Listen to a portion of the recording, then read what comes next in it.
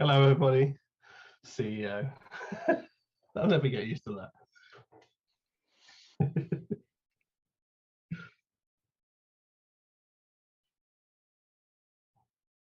Hello, good evening, good morning, good afternoon, whenever you are in the world. Yeah, it's very late for us here. It's Yeah. 1 o'clock. What if I turn my mic on OBS? Maybe that might fix things. Sorry, guys. Perfect. Well, hopefully everyone can hear me now. Yeah, well, we've only done 100 live streams and still learning. But just a forewarning as well, if my internet drops out, it's probably just Elon Musk sending a tweet to the to anger the masses. So I apologize if the stream rate struggles. I think first things first, gonna kind of crack open a 12-year-old scotch. I was supposed to open it when my brother's baby was born, forgot to, and figured this is about as good of a time to do that. So but in the meantime, I don't know, let's say hi to the people in chat. It's been a while since we've done a podcast, a roundtable podcast. So I'm gonna go ahead and approach and say hi. Looks like we got Geek to Sneak in the chat, Victor Del Maestro, the Gaming Advocate, Happy Friday, Gaming Source Network team. Geek to Sneaks here for Boosteroid, Honesty 21 Pit. Thanks for the membership. Dominic No Sound, thanks you guys. Always maintaining, keep me on my game. We got a lot of people, you guys. Thank you so much for stopping by the stream today and the podcast.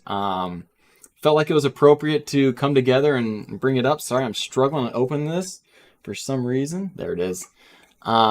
But yeah, with the news that's kind of hit, I think a lot of us, I remember Stadia Source was the original kind of news source that I would go to, and I would always enjoy these podcasts on Thursdays, and I just thought it was appropriate to bring it back for, sadly, the news that we are now seeing happen. So kind of what I want to do is, since it's been a while, I thought it'd be good to have questions about the other members here with me. So with Dan and Lee and myself, just to kind of reintroduce ourselves. What was or is your Stadia gamer tag? X2I Dan, why don't you start us off? Well, you just said it. It was X2I, as it is on every platform that I play on mostly. And yeah, it's happy and sad times at the same time. I mean, I'm happy that I'm back kind of doing the podcast with you guys. Sad that it's under these circumstances. I'm going to have to forewarn everybody now. It's very late here. It's 1 a.m. We had TGI Friday, so I'm very full up to the brim, ready to sleep.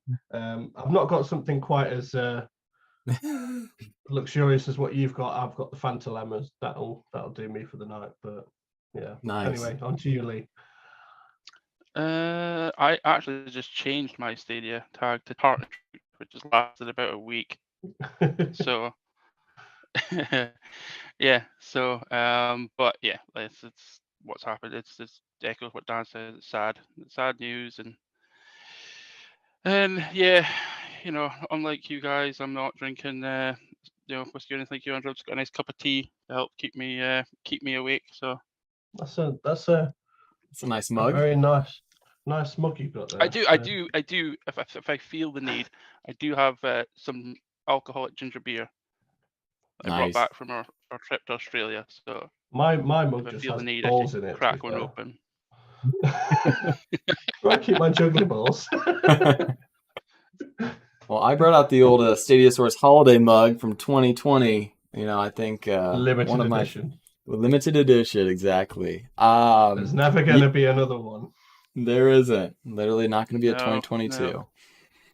No. First of all, Dom, thanks for the GSM love. Looks like 20 pounds in chat. Rip Stadia. It was a good ride. It really was, Dom. I remember a highlight for me was watching your Dead by Daylight streams. Those were when Dead by Daylight dropped. I think Crowd Choice dropped with it, and you were streaming it, man. Those were some good times. So thank you for the super chat. That is incredible.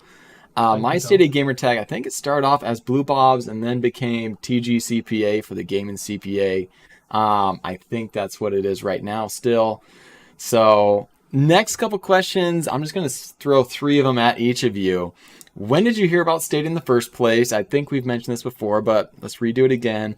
What cloud feature are you going to miss most about the Stadia platform being closed? And if you feel comfortable sharing, do you know what your Stadia Stadia checklist is going to look like in January 2023? I'll go first, shall I? So yeah, go for it then. I'll be honest, I think the first time I actually heard about Stadia was just as they went live at GDC to announce it. I don't know what possessed me to even start watching it, because I mean, I wasn't very heavily invested in the Google ecosystem at the time. I was more of a Microsoft fanboy, if you know anything about my history.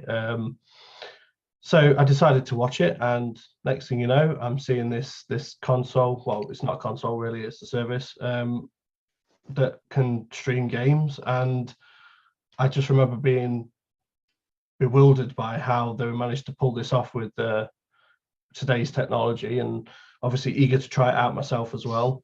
And I also knew that this was like the perfect chance to get myself back into gaming, because I'd kind of stopped gaming, not entirely, but just, you know what I mean, I was only gaming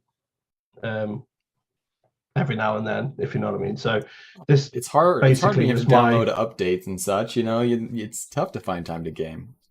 Yeah, I mean, you're exactly right. And I mean, I was still pumping quite a lot of time into Destiny 2 with my father and my brother, but other than that, I just didn't really play any games outside of that.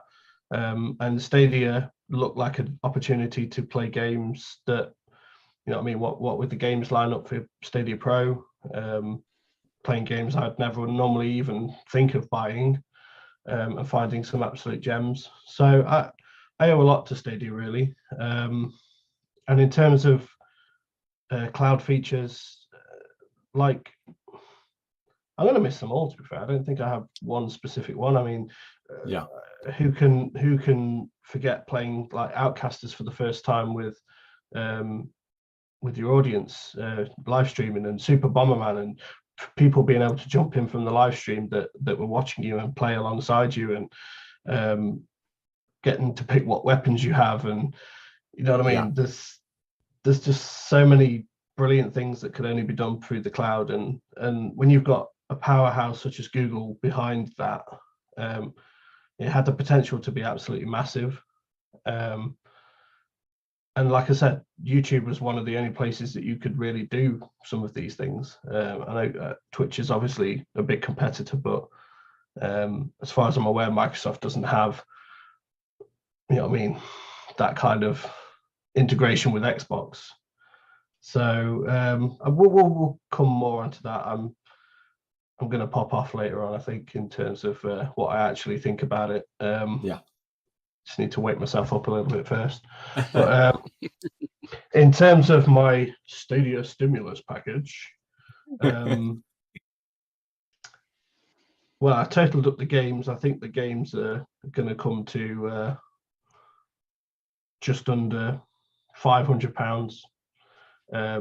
You got to remember as well that obviously being part of the press, we did get quite a few games for free. So in terms of having to review them and live stream them as well. So in terms of some of the bigger games that I probably would have got the most money back for, obviously we may not have had to pay for them. In terms of hardware, probably about £400. So were those Premier Editions or controllers, roughly? Both. Yeah. Obviously, a Founders,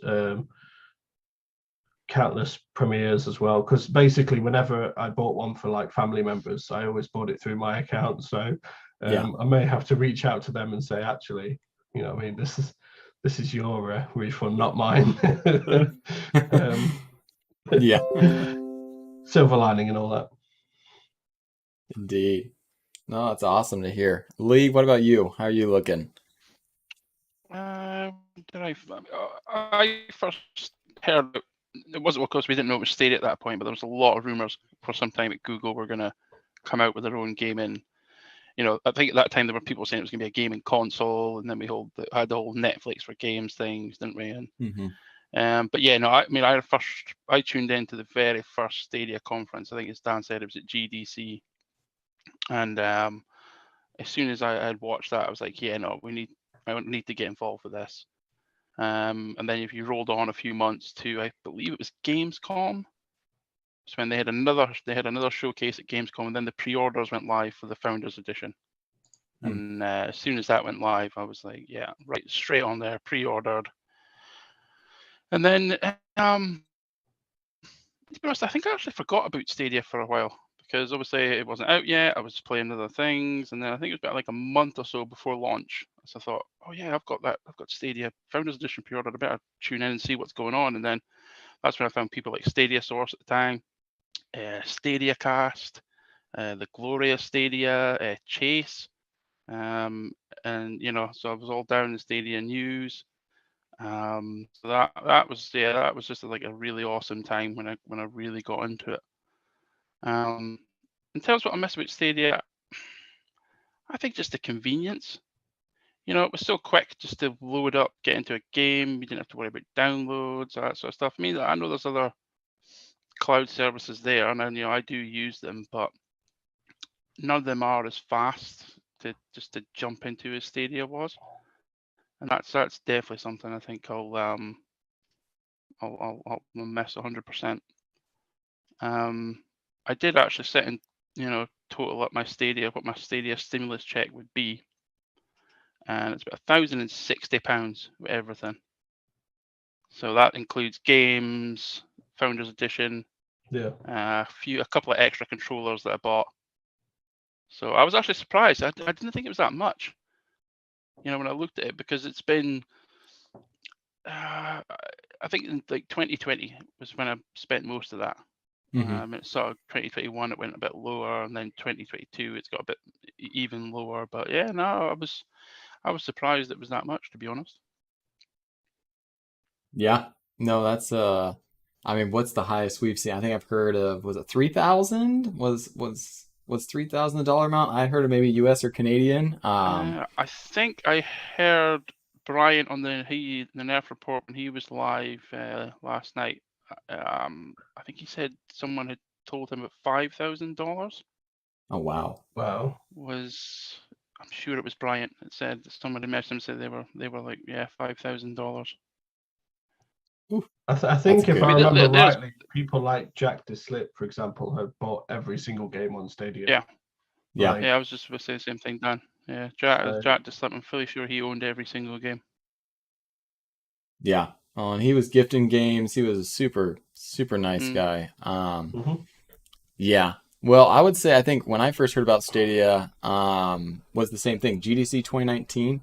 I'm with you, Dan. I'm not a part of the Google ecosystem whatsoever. I think what I did is I saw a ad on Facebook maybe, and it was just one of the early weird where they're floating through the cloud server ads or something, just like, hey, play anywhere, one place to play or something. I was like, oh, that's interesting. And I had a crappy gaming PC that could barely run stuff. And I was like, and one of the things was no more hardware upgrades. We do it for you. And I was like, this is exactly what I need.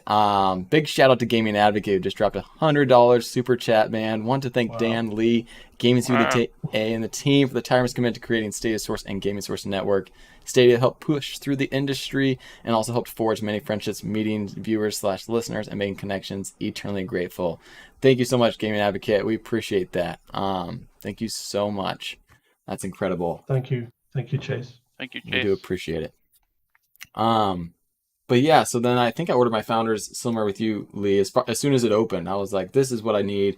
I was coaching soccer at the time, so I think I ordered it in like June timeframe or something. Soccer season started in August. I was telling all the high schoolers, I was like, "Man, guys, Stadia's gonna be the next console. It's gonna be the best thing," and I was hyping it up. And even to this day, I'm still hyping it up. But yeah, so that's when I found out about Stadia. I think the cloud feature I'm gonna miss most, similar to you, Dan. I love them all. I think there's so much potential, like live streaming direct with cloud choice, crowd play, click to play, buying. I bought Family Feud and was able to just play it instantly with my family. Like, that's so convenient.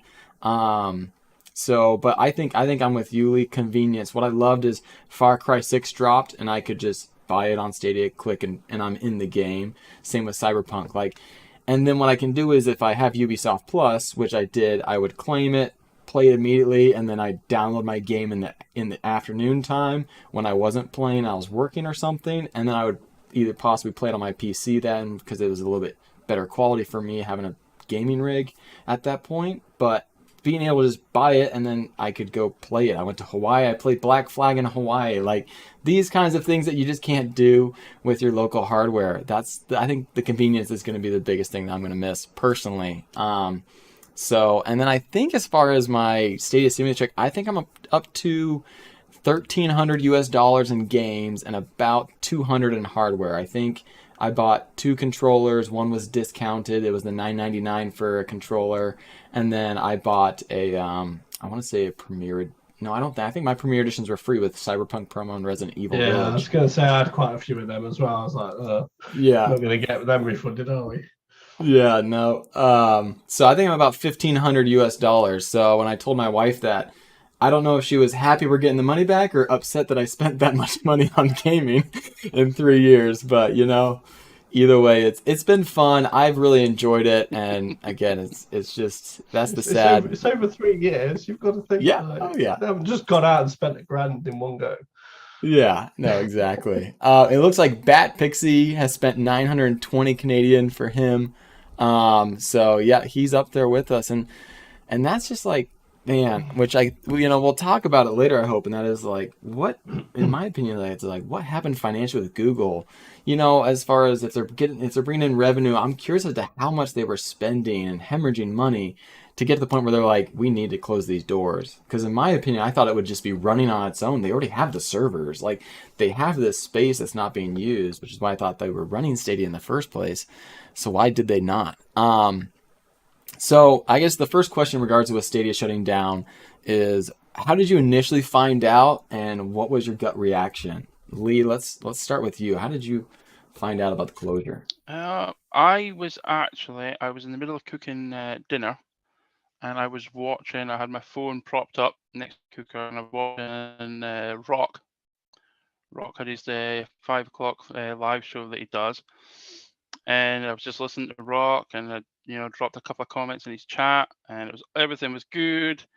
And then Rock gets this message in the chat saying Stadia servers are shutting down January, and of course he reads it out, and you can see the shock on his face. He's like, "Oh, okay, we need to look into this. Just pause everything, sort of." And like lo and behold, Rock goes and investigates, and there it was, as plain as anything, So then, of course, I was like, no, taking pans off the hob, everything. I need to check this out myself. Get my phone down, and I just couldn't believe it. I literally could not believe that it had actually come to that. I know I was critical of Stadia since 2021 when they shut down their first party series. I was critical of Stadia, but never point to ever think that it was actually going to close. Because for me, with immersive stream for games, the biggest advertisement for that was Stadia, and I never ever saw a point where Google would actually would shut it down. I thought it would just roll on, and they would just keep it going. I wasn't convinced it was going to get all the big AAA games, but I thought it was a great place for indie developers, and I thought you could see that they were doing deals there, and that was happening. And yeah, it was just like, as I said to a few people at the time, it messaged me right after. I was like, I felt a little bit sick because I was just so really gutted about it. Yeah. Not just obviously for Stadia, but for everything that we've all done at Stadia Source as well. It was the work that we put in, and yeah, it was gut wrenching. Yeah, I hear you. And you heard it live then, man. You were there right away, because I think I woke up. I woke up and saw our Slack blow up, and I was like, "What?" And then I opened up the Stadia store, scrolled all the way to the bottom, and I was like, "Oh, it's real. That's a bummer." Yeah. So, but what about you, Dan? You guys are on different time zone than me, so curious about you. Yeah, I mean, I'd just gotten home, and it was my sister's birthday yesterday. She was 21, and I thought, I've got an hour before she before we're going for like a little birthday meal with the family, I'll sit down on the computer for a bit. Obviously started watching rock the same as Lee. I'm a bit of a lurker when it comes to you know what I mean. I like to do a bit of work and maybe have someone's stream, whoever's streaming, on the side and just listen. Do you know what I mean? And again, like Lee said, someone commented saying Stadia's shutting down, and Rock was like, no, they're not. It's, you got to be having a laugh. Do you know what I mean? And lo and behold, as he started to investigate, obviously so did I. And before you know it, it's the Stadia store itself was down. The Verge were pushing articles, and 9to5 Google were pushing articles, and I'm like, half an hour left until, you know what I mean, I'm going for my birthday meal, and my phone's blowing up, and people obviously reaching out to me and saying, you know what I mean, what do you think about the news, and hope you're okay. Like I said, there's been plenty of people that have reached out to me privately to see if that I was okay, in terms of like Lee said, the amount of work that we've put into Stadia Source. And like, there's only one person on this planet that knows, other than me, there's only one person that knows the amount of work that at least me, the amount of time what I put into Stadia Source, and the countless hours, the entire nights and days, sometimes just spent on one part of the website that isn't working the way I want it to work, or one, you know what I mean? I think I spent an entire day trying to debug the fact that I was using the wrong IP address to connect to the database, and it just wouldn't work. Like, I never thought for a second that I'd you know what I mean, I'd changed that file, so therefore why wouldn't it be the problem? But yeah, back onto the topic, like, obviously I know how hard you guys have worked. Do you know what I mean? How much Lee has put into writing articles, and obviously everybody that's streamed on Stadia Source, such as yourself, Andrew, and again, people in the past as well, like our very own Dom that was in the chat earlier. Obviously people like Duncan, when he was part of Stadia Source, and like, it's kind of bittersweet, because it feels like, and I'm probably answering one of the later questions here, so I'm going to say it briefly and maybe come back to it. But like, it kind of feels, I know it wasn't for nothing, but I have to keep telling myself that it was not for nothing. Do you know what I mean? Yeah. Because there's that part of my brain that says you've basically just wasted the last 3 years of, you know what I mean, everything you've done. And like I said, I'll come back to that that statement that I made, because I know it's not true. You know what I mean? I think there's a question later on, do you have any regrets for jumping into Stadia and going on this ride? So I will, like I say, I'll come back to that later on. So I don't want it to seem like I'm being a downer, if you know what I mean, on that one. We can skip to that question if you want. We can jump to it, and you can transition and get into it, because I mean, it is a big thing that a lot of people are having to deal with. You know, like, some people, this was their only platform, and they're like, well, what the heck do I do now? Like, what have I gained in these last 3 years besides having the chance to play? Now I can't anymore. And especially those maybe in the UK and Canada don't have Luna. You know, like, I'm in the US, we do have other options. But so I mean, I think it's a great thing to get to and talk to, honestly, about that. So I mean, let's transition right into it and see what you think about any regrets on jumping on the Stadia train and the ride that we had. I mean, again, I'll segue into it now. Like, I know that it was not for nothing, because the fact that I'm here sat talking to you guys, the fact that we've got as many people in the chat as we have and have had in the past, the friends that I've made through doing it as well. I mean, don't get me wrong, I'm crap when it comes to communication. As I said, I'm a lurker. I'm the kind of person who will just sit and code until early hours of the morning. And you know what I mean, I watch a lot of people's content. Just because I'm not commenting in the chat doesn't mean I'm not there watching as much as I possibly can. And like I say, I've made friends with so many people, and friends that as well that I would consider probably better friends, even though I've never met most of you. Yeah. Better friends than what I've actually got in real life. Do you know what I mean? Because I know that there's certain people that just from a single tweet, for example, can tell whether I'm in a good mood or not, in a good place. You know what I mean? Yeah. And those people reach out to me and say, "Hey Dan, you know what I mean? How you doing?" Those people know who they are. And you know, I mean, I was on chat to one of them half an hour before coming live on this one. So, and obviously, like I said, I am incredibly proud of what we achieved with Stadia Source, the website, the YouTube. I mean, it's probably one of the best websites I've ever made, except for the new Gaming Source website that's coming out very soon. I feel like that has outdone myself, but do you know what I mean? We had, if we look back at everything we achieved, it's been one hell of a ride, and I wouldn't regret it. I guess if you had to ask if I would do it all again, if I could go back to the beginning, knowing what would happen, that's a difficult one to answer, because whilst I would still want to go through everything we've been through in order to meet one another and do everything that we've achieved, but it's kind of like, I don't know if I could trust Google again, if you know what I mean. Yeah. So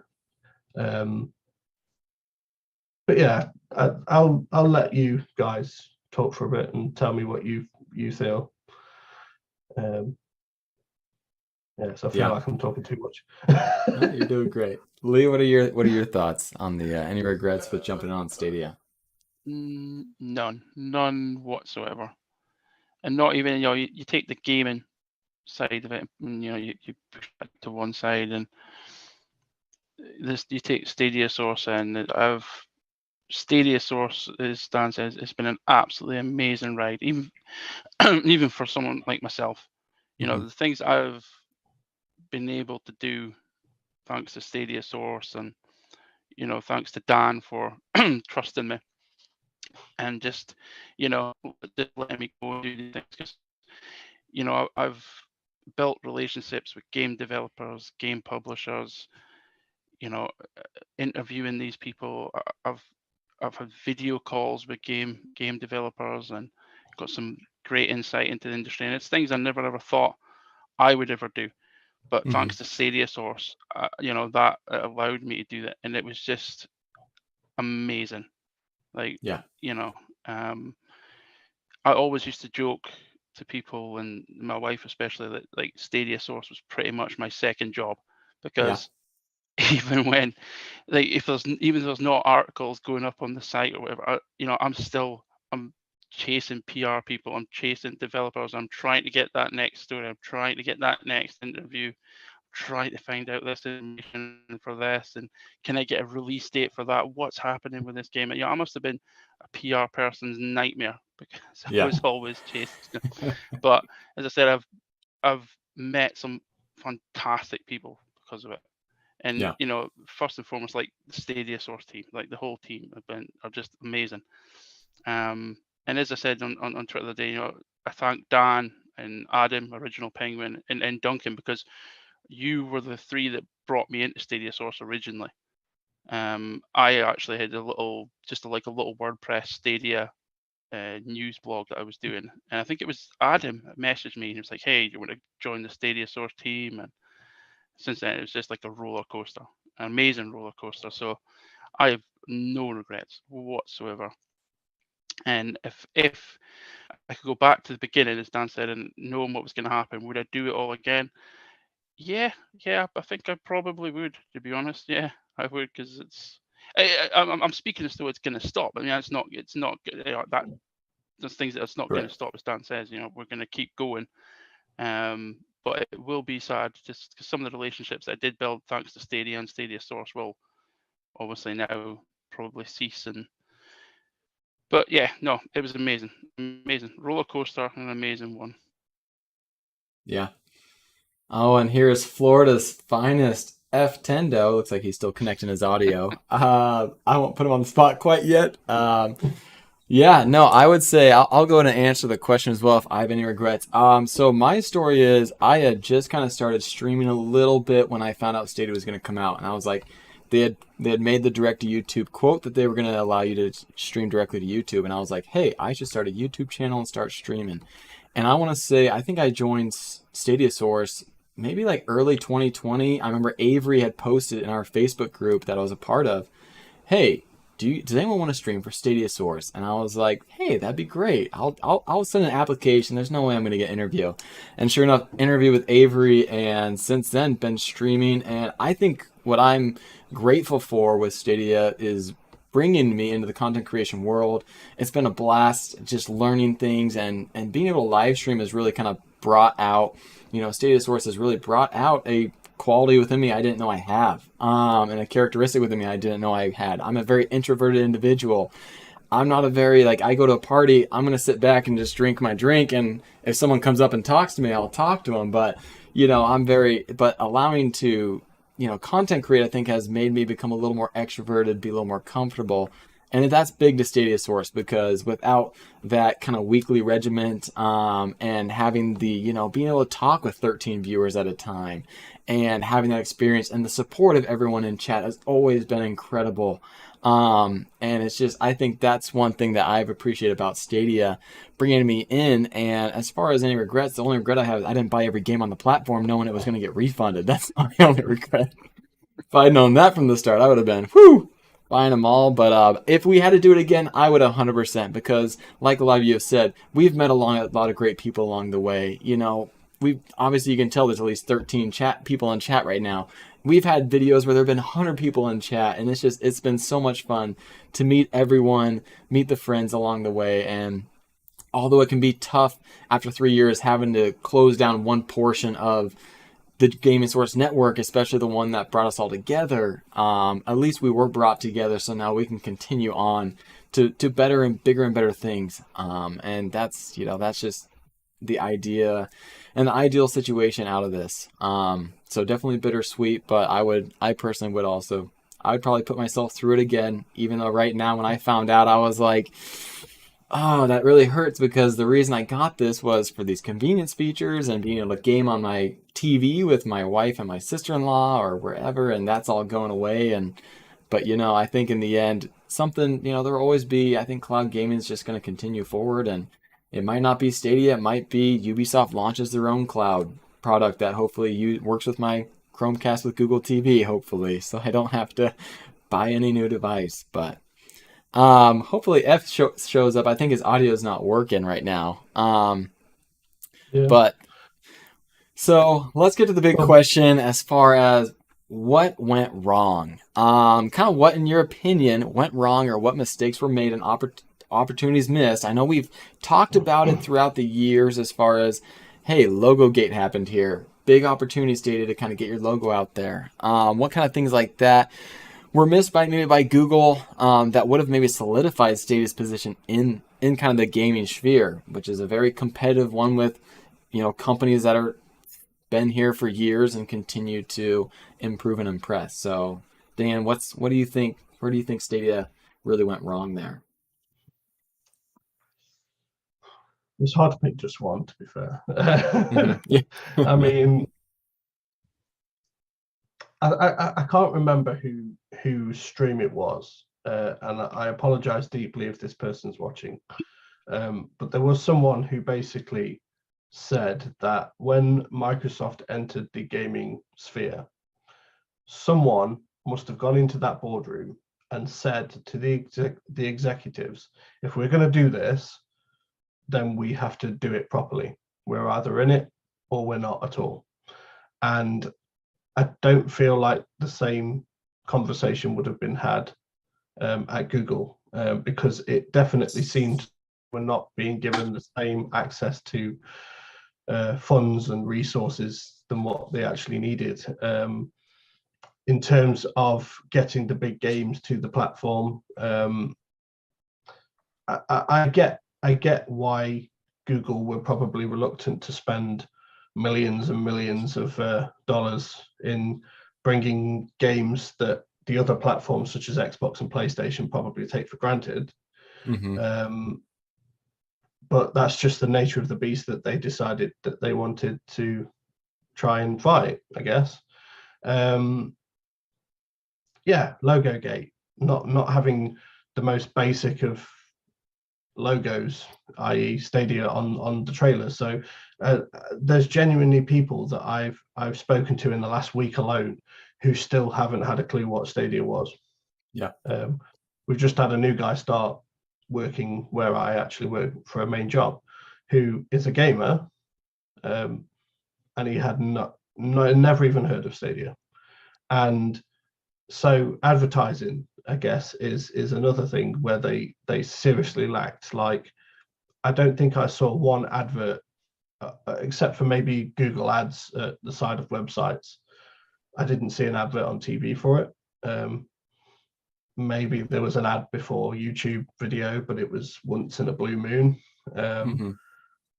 There was no representation in the local game shops that Stadia was even a thing, which to me is crazy when everybody knows what Google is. Yeah. You're one of the most recognizable companies in the world. Everybody knows who Google is, yet nobody knew what Stadia was. And it was the complete lack of transparency from them. The fact that nobody knew what was going on at any given time. It was a complete mystery as to what Stadia were going to do next and what games were coming to the platform. I know they'd say, yeah, we're bringing 100 games to the platform. Great, but you know what I mean? Are those 100 games going to be games that people actually want? Yeah. And don't get me wrong, like, I know everybody says that it's the games like Call of Duty, it's the games like Fortnite, Minecraft, do you know what I mean? All these big hits that, like, they have to be on a console because that's where the most players are. And don't get me wrong, we got the likes of FIFA and we got Terraria, and we did get some of the big AAA games, and Cyberpunk was where I definitely thought Stadia was going to make a U-turn and use that to traject themselves forwards. But if anything, it went backwards from there. And I just feel like their complete lack of transparency, the lack of communication, the fact that, for example, they didn't even acknowledge Stadia content creators, not necessarily just Stadia Source, but you know what I mean, they were ignoring Rock, they ignored Sounds of Stadia, they ignored Stadia Dosage, you know what I mean, all these content creators that were basically, for want of a better word, had Stadia in the name, I guess. Yeah. And even those that didn't, to be fair, just got shut out, and it's like they didn't want to know. And then we've got the likes of Erin Hoffman-John reaching out after obviously this whole thing went down, reaching out and saying, look, I fully appreciate what Stadia Source and, you know, Stadia Dosage and Stadia Rocks did for the community, and she would be excited every single day to come to the office and show her colleagues what any one of us had achieved in terms of, you know what I mean, content that we'd created and tools that we'd built to serve the community. And like, the fact that she couldn't say that to us when she worked at Stadia tells you everything you need to know really about that. That they just weren't willing to work alongside their biggest advocates, which I like to think we all were. Yeah. And we never got on the press list, correct? 2.5 years, 3 years, and we never got on the press list because we had Stadia Source. We did get on, but it was like one day, I think. I'd say about 2 to 3 months ago, we finally got on. Oof. So at the end, yeah, we made it. And I tell you what, I will say, I don't think you'll watch, but a big shout out to Justin Rend at Stadia, because I tried so hard for so long with so many different people at Stadia to get on that press list, and just to get a contact at Stadia, and he's the only one that replied to me. I got his email address through someone else, and I just shot him an email one Friday night out of the blue, And yeah, fair play. He came back and he's been a good contact ever since. So Nice. That's awesome. Quickly, we got the Florida's finest Tesla owner F Tendo showing up. F, how we doing, man? What's going on, y'all? It's a crappy reason why we're here, but it's nice to be here. Yeah. Well, F, why don't you? We'll just ask you in on the question we're talking about right now. What, in your opinion, went wrong, or what mistakes were made, / opportunities missed by Google to really solidify Stadia's position in the gaming sphere? So I've had 24 hours to think about it, and it's kind of you're in that phase like a buddy died, and I don't know if it was. I can't tell if it was actually just Google's mishandling, or if we were just all in just one giant beta test that they didn't tell us about. Yeah. And that's where I heard someone saying earlier, they were like, well, you're getting everything back. You're getting whatever you invested in, you're getting it back. And then someone else was like, well, we also got free controllers whenever you made a purchase on, some of the packages. FIFA 22 was one of them. Resident Evil was another. Cyberpunk 2077. And I was like, well, it was still kind of shady, because it was kind of like they were just dumping those products on us. Like we purchased the game, they gave you a free controller. We thought it was a deal, but in my opinion now, it was kind of just getting rid of stock. And then now, we find out yesterday that, 45 minutes before we find out, staff finds out that they're shutting it down. Yeah. And then they let us know that they're shutting it down, and they're giving everyone their money back on whatever was invested. It really feels like this was sort of planned. But I don't know. That's just me being a conspiracy theorist. That's just how it feels to me, that it was just a planned. I mean, it almost feels like for the past year, they've kind of wanted us to give up on Stadia. Just certain things that they were doing, they were just, or not doing, for lack of a better term. They just really were kind of just trying to end it. And when I say they, I'm not saying the Stadia team.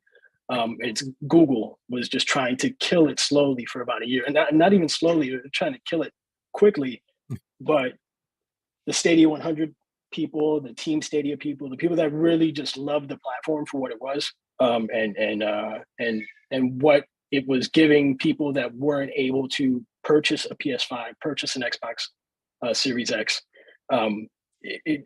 It's just horrible. It sucks. It's for everyone involved. And yesterday when it first happened, I didn't want to say it, but I did say, I posted, this is not a happy I told you so, but because it's not like I said I told you so, but it's not me being a dick about it. It's just, it was like, this was happening and we saw it coming, and a lot of people just let it happen at a blind faith, and now we're here. Yeah, I think you made a great point. That we, like, as far as people that are being upset, Stadia employees, you're loved by all of us. We all know, especially, like, I think of engineers in the background that were just working hard to improve and yet never ever saw the light of day, and the social team. Always, we always know it ends up being a Google and an executive decision. So shout out to the Stadia team. You guys are awesome, amazing. We support you guys 100%. Hope you're able to transition to new jobs and new work elsewhere within the company, if you still want to stay there, or outside of the company. So it's that's a private company, billion trillion dollar company that can't be touched, that can make those choices. I know with my company, we're owned by Boeing, the company that builds airplanes. Yeah, our company can do the same exact thing, where they will preach to the whole masses, all 800 employees. Oh, we're doing great. We're gonna be fine. We're not quite at where we want to be, but we got plans to get our orders in, our revenue. We're great. And then 2 weeks before December, we're like, yep, you guys aren't going to get your bonuses at the end of the year. Sorry. And it's just like, it is what it is. Or we're going to lose 200 workers. But they do it because it's sad. I don't know. There's no repercussions really for them. And until people really, quote unquote, vote with their dollars, like choose to not buy Google products, then Google will wake up and be like, yeah, maybe we do some things kind of wrong. But Lee, what do you got on? What do you think kind of went wrong? I know we've had some news articles written, so fill me in. Yeah, it's similar to what Dan said. It's really hard to pinpoint, because there was so much things that I believe that they could have done better or done differently. And one of the biggest ones for me, and I always go back to this, was Stadia Games and Entertainment. Mm-hmm. And for me, it's not even that they closed it in 2021. It's that it wasn't there and ready when Stadia launched in 2019. You go back the years when Google decided that Stadia was going to be a thing, like they were going to come out with this gaming platform. At that moment in time, they should have created Stadia Games and Entertainment. Stadia should have launched with at least 2 to 3 exclusives from Stadia Games and Entertainment in 2019, because when that happens, it changes Stadia's landscape completely, because you've already given people these games that can only be built in the cloud, could only be played on Stadia. I mean, I know Stadia had some exclusive games, but you wouldn't turn and say they were groundbreaking, or they were games that you had to go and sign up and get involved in Stadia for. Yeah. And that for me was the first and foremost thing that they should have done so differently. And it's just, there's other things like, the communication I thought was terrible. They could have just communicated so much. Like, I mean, big games could release on the platform and Stadia wouldn't even say anything about it. Logos, we spent so much time trying to guess which games were coming to Stadia. One of the biggest articles for us to do if we got the news was that this, X, Y, and Z game had been rated for Stadia. Whereas you didn't really see that for like Xbox or PlayStation, because it's just a given thing that these games are probably going to come to that platform. If Stadia had got their logos onto trailers, got even just the word Stadia into press releases, someone should have been chasing that up. And it's so frustrating, because you can, after 2021 SG&E closed, my opinion on Stadia changed for all, I was quite critical on it, and I admit that, and maybe my opinion wasn't popular with a lot of people, but it was my honest opinion. I wasn't doing it just to hate on Stadia. I was just calling it out as I saw it was happening. When something like Business Insider releases an article saying, Stadia is getting deprioritized, you could feel it. As a Stadia fan, as someone who's involved in Stadia news every day, you could see it, and you could feel it. I still didn't believe that they were going to close Stadia. As I said earlier, I thought they would leave it open as a big advertisement for immersive stream, but it's as I say, it's so hard. Just there's so many different things they could have done, done differently, done better. They had that moment when Cyberpunk came out. That was sort of Stadia's lightning in the bottle moment. They had a huge opportunity at that point in time to really kick Stadia on. And as Dan said earlier, would there have been a conversation in the boardroom? Right, we're either all in or we're out.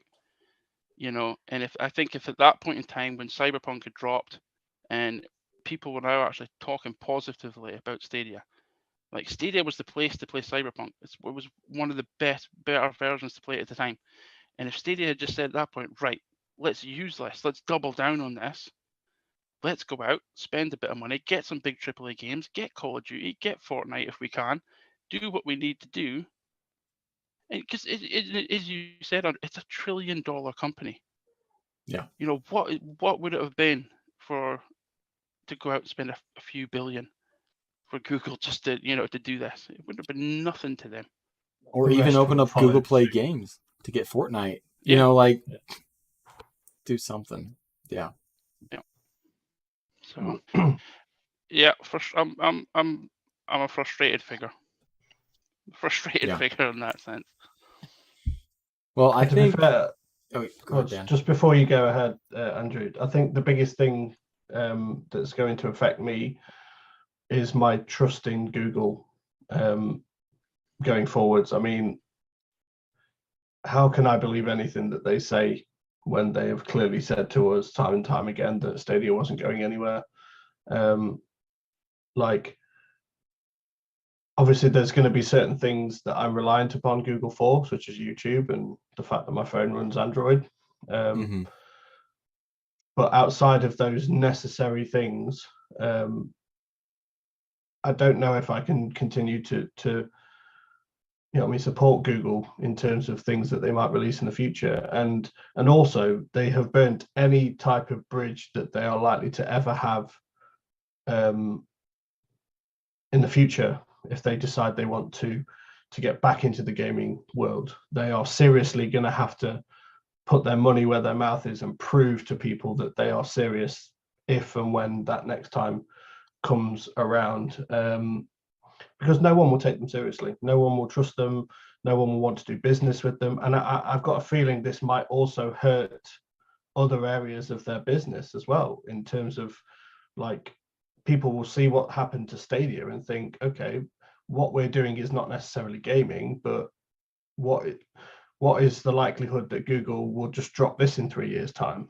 What we're working, this cool thing that we're working on now that's revolutionary. I mean, you've only got to look at things like Google Glass, for example. You know what I mean? It seemed like 5 years ago everyone was going to be walking around with these cool goggles on that they could, you know what I mean, show you things that weren't actually there. And then now they're nowhere to be seen, other than in business, I believe. But yeah, sorry, I jumped ahead of you there, Andrew. So if you want to, no, I think you're totally right, Dan, because I know I'd mentioned this on Speaking of Stadia. What does AT&T think of this with their Batman Arkham Knight that's using immersive stream of games, and all of a sudden, oh, you guys just killed Stadia? Well, now what developers like Ubisoft and potentially having their own Ubisoft cloud, are they going to be like, if we create this Ubisoft cloud now and we get our own immersive stream games account going, how long is that going to be around before Google's like, oh, we only have 4 developers on board, let's just kill that, you know? And so that's, again, I think that they've shot themselves in the foot a little bit by making this decision to kill off Stadia. And, you know, as far as I remember, I read a tweet someone had posted, Google is an ad company, not a marketing company. They're good at making ad revenue and receiving money from other companies that have great marketing, but they themselves are not the best marketers. And I think that was a big thing with Stadia, you know, like you guys keep saying, the cyberpunk golden opportunity to just blow things out of the water and get the world on Stadia, and nothing came of it. I don't know really at what point they necessarily missed an opportunity besides just every gaming event where they could have had their logo on a game. I mean, I have my own personal opinion about what I would do if I was Stadia to save it and to keep it going. I don't know if that was necessarily a mistake that was made, but I think normally with private companies, they will axe the CEO, the CFO, and bring in new ones when a company's going bad, just to pretend to the shareholders like, hey, we made a change, we're going to fix things. This is the one time I wish they did that to save the company. Like, I wish they had treated Stadia like a startup and said, you guys are going to hemorrhage money, but you're going to really build a solid foundation and a reputation with developers that's going to be explosive, because right now we have the best technology in the market, and we are going to be we're the first ones to the market in essence. Luna followed right after, xCloud launch was in beta, you know, like, take this money that we're going to lose, and we accept that fact, knowing it's a 5-year investment, it's a 10-year investment to be the head and the forerunner of this technology. But I don't know. I mean, if I were to write an email to Sundar, I think is how I pronounce his name, I would write an email to him and I'd say, hey, this is what I would do to turn it around. Offer every game on the platform for free, and the way you're going to do that is you're going to offer your Google Cloud for free. You're going to offer that development tool, whatever it is, that allows developers to do the click to play, you know, so they can quickly, instead of having to re-download their update, their patches, give that to every single developer for free, with a caveat they're going to bring their game to the platform for free and offer your server space for free. Okay, that's going to save them millions of dollars. but they're going to give you then their game for free. And now you have hundreds of games, and the caveat is any new game they release comes to your platform for free. Yes, you're going to lose a lot of hardware space. You're going to lose a lot of money that could be generated elsewhere, but you're going to be building up a user base that is just going to continue to go because, hey, I have free access to the new Cyberpunk that dropped. I don't have to pay anything. You know, this insane thing. And then I would say run ads. Like, I know people hate advertisements. I know Luna had at one point been like, hey, let's do advertisements. Everyone's like, no, thank you. But run ads because you guys are an ad company. Google's an ad company. You know, start off with no ads, but just, again, building that foundation, building that user base. And then all of a sudden you throw in a little ad at the bottom. You throw in something that links to YouTube that then also brings in ad revenue. Because YouTube itself brings in $4 billion a quarter in revenue. You know, I think if they utilize the same ad technique with Stadia, this is the new gaming platform. There are X amount of gamers in the world. And, you know, we have millions of them gaming on the platform and there's little ads being seen. I know it's not the ideal situation, but as far as making a way for at least a Google to start off, and then maybe you just release Far Cry 6 normal edition, but then they can buy the ultimate edition and they can pay the extra and get some revenue from there. But that's what I would do to try to save Stadia, would be make it completely free. Just go free, offer free resources to developers to be like, we're sorry, you guys, we're going to give you the best opportunity to build your games and, you know, for other platforms, but they have to be day and date with ours as well. And then I remember I saw someone mention, I wish they had brought in one of the porting teams, like a porting studio. We saw one of those studios that brought Cyberpunk. They crushed it. I mean, again, the Cyberpunk Stadia version was incredible. It would have been awesome if Stadia had somehow bought that studio and just offer those services to any company, any development company, be like, hey, free of charge, we will port your game to us. Just give us the latest patch, give us the latest update, and we'll do that. So those are kind of my thoughts as far as maybe some missed opportunities and what I would potentially do to, I guess, quote unquote, bring it back to life, save it. But, you know, I wouldn't have minded an advert for a Big Mac while I was flying to the tower in Destiny 2. Like, yeah. And you're playing Or free. even, Like, yeah. you could have like run an ad just as you started the game. As the game's, you know, you first put the game, you get this little 10-20 second ad or whatever, you know. Yeah. It's You still know, faster speaking than about, like, downloading an update. porting and porting Yeah. studios, you know, it's a couple interesting things that I did find out that I will say now because I don't think there's any point in not saying them. You know, when the low change porting tools, you know how Stadia had that little list of partners and developers. I actually talked to, I think it was 2 or 3 of them, and I just asked them, you know, about low change porting and how it was going, and they all came back and said the same thing. They had no idea what I was speaking about. They didn't know what load change porting was, and this was coming from the contact, the developers that Stadia had on that partners list. I'm thinking, what? How could you, you know? Did they have the tools? Were the tools out yet? You know, what was going on there? Because none of them knew what load change porting was. And that was big news for us. That was our big takeaway yeah. from that. Well, yeah. You know, and another developer I spoke to who was looking to bring their game to Stadia, and because of the scope of the game, they are actually looking for a publishing partner, but they're looking for a big publishing partner, so one of the bigger, you know. But one of the stipulations they've got is that the publishing partner had to agree to bring or port their game to Stadia, and they were quite honest with me. They said, we're struggling because none of the big publishers want to touch Stadia. They are not interested in even looking at it. They're steering clear of it. And when I heard that, I was like, there's a problem. You know, something, if the big publishers are saying no, we're steering clear of Stadia, they know something, or there's an issue there. You know, it's just things like that. It was, especially the low change porting tools, that was strange to me. Like, for them to come back and say, we have no idea what you're speaking about. You know, when they were meant to be partnered with Stadia on it. Just strange. Yeah. And that was a tool for that's them why I think to use. Yeah, sorry about that. That's why I think the low change porting tool, all of that was meant for immersive streaming tech. I think at the end of the day, everything is meant for immersive streaming tech so that they can sell this technology to other companies. And that goes back to what I said earlier. That's why I really believe that at the end of the day, Stadia was just a beta. The entire time, it was just a beta to get these companies to see that this technology works, that it's fantastic. And then once they started getting the contracts, then they dumped the customers, the actual customer, or us. And now they're focusing on their true customers, which is the AT&Ts, and getting these. That's why I don't think AT&T's fine with whatever's happening right now. They don't care. They're still going to be able to get their game here and there and add it to their service for their subscribers, and Verizon might do it next, and Vodafone might do it. You know, it's now a contract and a service for these companies in order to provide games to their customers. And we were just the guinea pigs, in my opinion. Beta pigs. Beta pigs.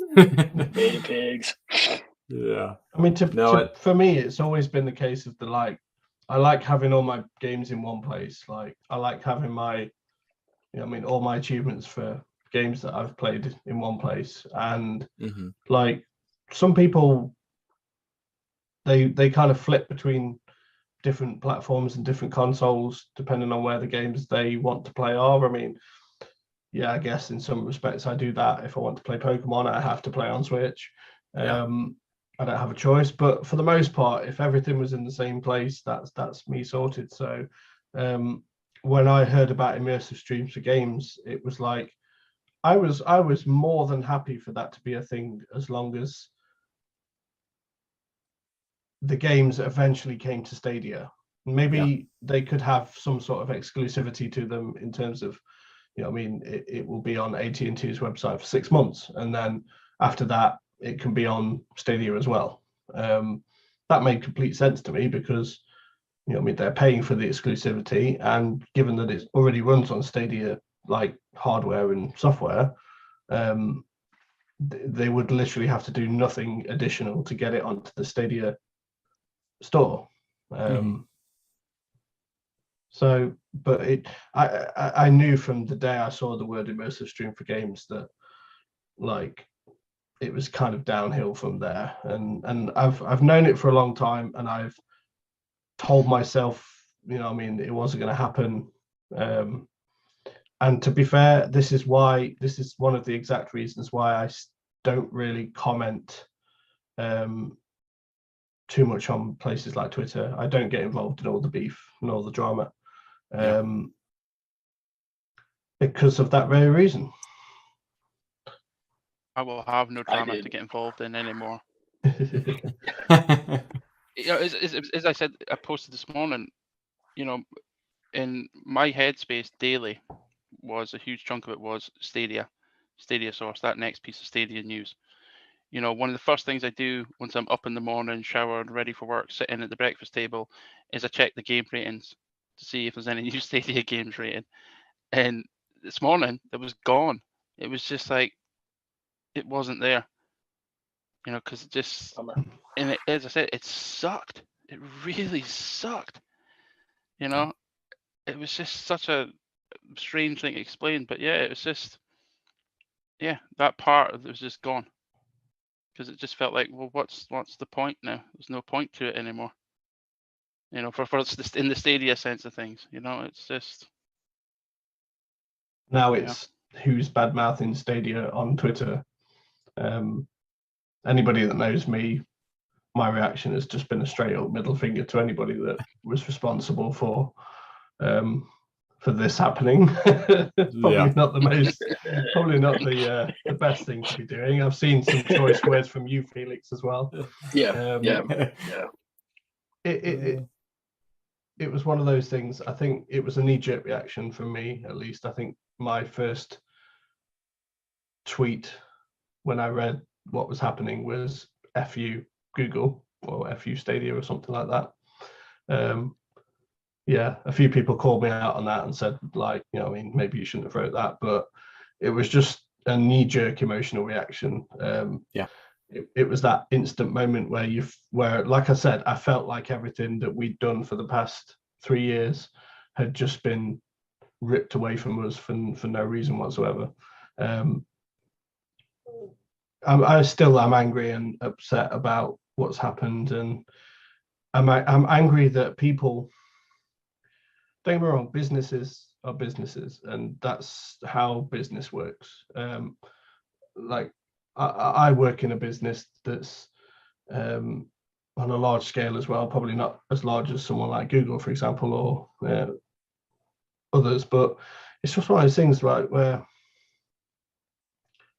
you said like vote with your wallet, for example, but like there's no one holding these people really accountable, because I guarantee that the execs, the board members that made these decisions have seen little to no impact personally, themselves, as to what they've done. It's people's lives they're messing with, the people's livelihoods, and people's jobs, and the fact that, for example, people can't afford the new Xbox, for example, or in some cases can't get a new Xbox because of availability. And like, this has a knock-on effect on probably everybody else but them. And I know there's nothing you can do. I know, I can't walk into the boardroom and slap these people and slap some sense into them, for example, but like, we'd love to. But in terms of like voting with your wallets and stuff, it's like, I think one of the things that pissed me off the most was Phil Spencer's reasoning behind it, in terms of Stadia gaining the amount of traction that they hoped they would get. As it was almost like he was saying it was our fault. He blamed us. Correct. Yep. Yeah. He blamed us. Yeah. Forget the fact that he didn't, not him personally, but forget the fact that Google didn't market this thing properly and advertise this thing properly.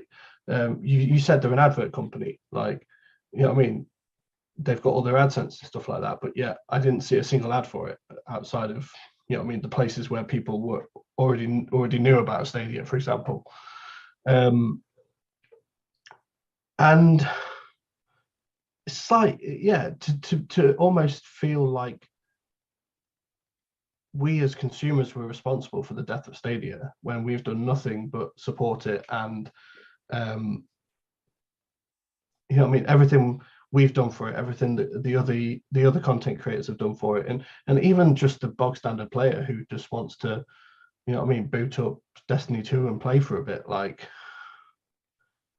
to blame us for it being a failure, and also every reason we mentioned before about their lack of communication and the way that they've handled the situation. It's like, at no point did they take any personal responsibility for this. It's effectively our fault somehow.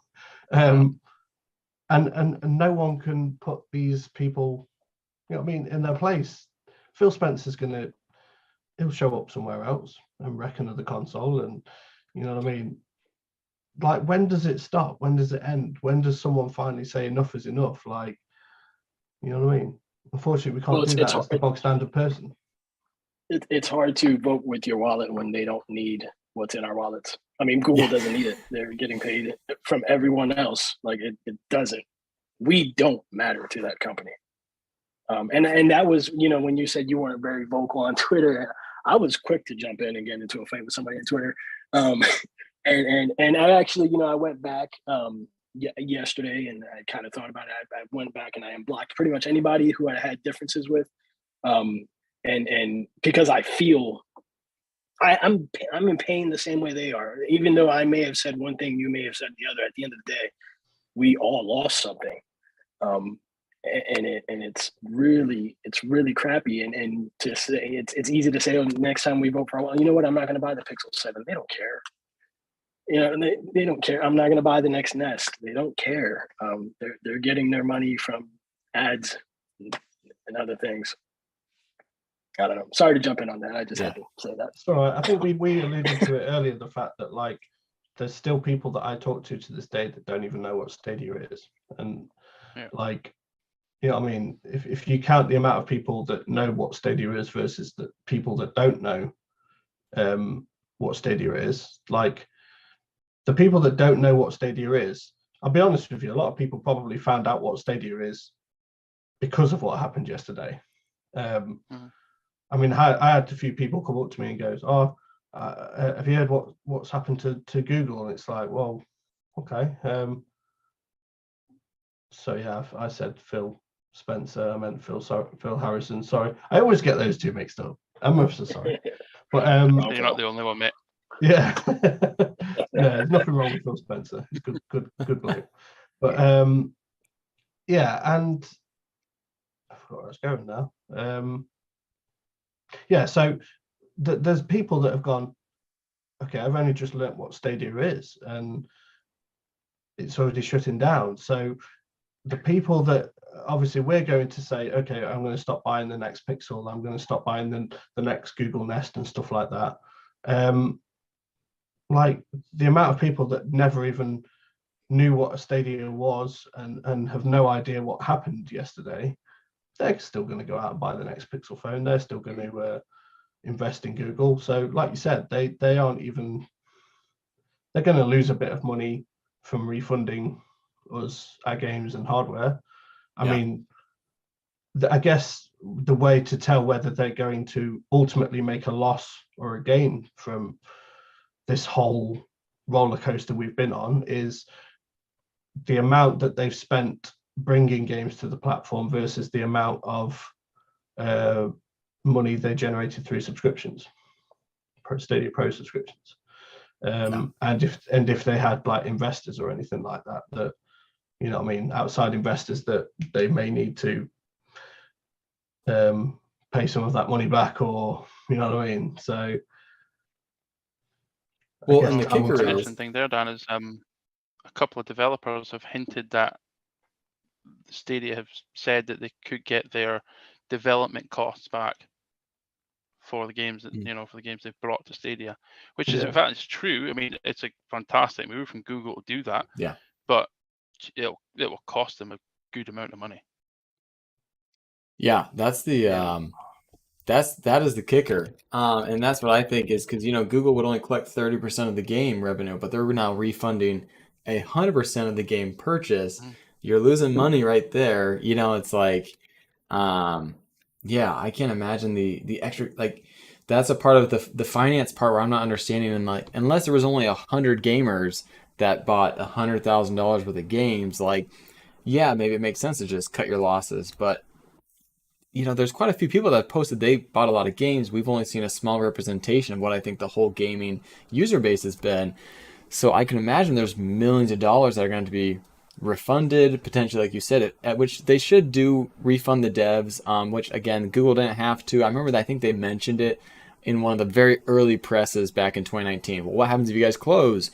And Google's like, well, we'd refund the games purchased. And so it's been, I think it's a good thing for them to do, and I really do hope that they refund the devs. I do have a list of a couple devs that we definitely need to support. Use those Stadia stimulus checks to support Paratope, Merge Games, Triangle Studios, Wide Productions. One is Wonderland Kazakiri. I just saw on Twitter they were like, our game was coming out in November, and we just got this news like today. So just support any devs that you see come up that said we were about to port to Stadia. We're getting our Stadia stimulus checks. Go support them on other platforms if they're there, because that's huge. Frustrating thing as well is there's so many developers coming out on Twitter or social media now that are saying, hey, we've just finalized the deal with Google to bring our games to Stadia. Games we didn't even know about that were coming. And it's just so frustrating that we'll never see them on Stadia now, because some of the games look really good. On the flip side, though, we might actually get a true number as to how many people were actually using Stadia, because I can't imagine there's going to be people that now don't work for Stadia, or they don't have to be secretive about it anymore. That can come out and say, well, actually, there will be a lot, I would say, of articles in the coming weeks and months that will come out about Stadia as it gets closer to that January 18th shutdown date. Yeah. Okay. I think we're about to do something we don't normally do, but Andy, are you able if to? he's ready. Yeah. Have you been able to figure out the audio? I know it's a little bit of an issue. I think F had a little struggle with it as well. Yeah, I was all jacked up too. Yeah. Like I say, if he's about, then like I say, we don't normally let our viewers jump in, but wanted to give someone a chance to tell us a story, apparently. So we might also have another person joining us shortly. I am really excited right now. As am I. Oh, look at him. He's so here beautiful. is that beautiful face that we've all missed. Hi, friends. What's the hot topic today? Oh man, we need to share you the drive, huh? Oh, friends. Oh, Avery. You Miss could you just guys. Avery's just ready to pop. He's there. He's wound up. Did I He's not ready tell to you? go. No.